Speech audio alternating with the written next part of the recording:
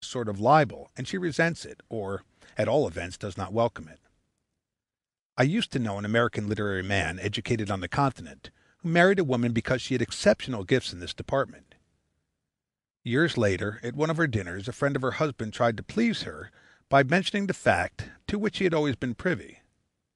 But instead of being complimented, as a man might have been told that if his wife married him because he was a good lawyer, or surgeon, or blacksmith, this unusual housekeeper, suffering a renaissance of usualness, denounced the guest as a liar, ordered him out of the house, and threatened to leave her husband.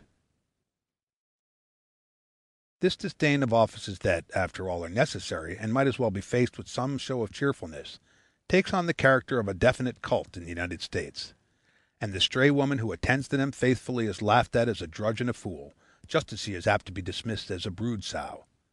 I quote literally, craving absolution for the phrase. A jury of men during the late war, on very thin patriotic grounds, jailed the author of it, if she favors her lord with viable issue. One result is the notorious villainous of American cookery, a villainousness so painful to a cultured uvula that a French hack driver, if his wife set its masterpieces before him, would brain her with his linoleum hat. To encounter a decent meal in an American home of the middle class, simple, sensibly chosen, and competently cooked, becomes almost as startling as to meet a YMCA secretary in a bordello, and a good deal rarer.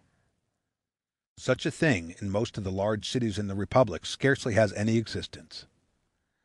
If the average American husband wants a sound dinner, he must go to a restaurant to get it, just as if he wants to refresh himself with the society of charming and well-behaved children, he has to go to an orphan asylum. Only the immigrant can take his ease and invite his soul within his own house.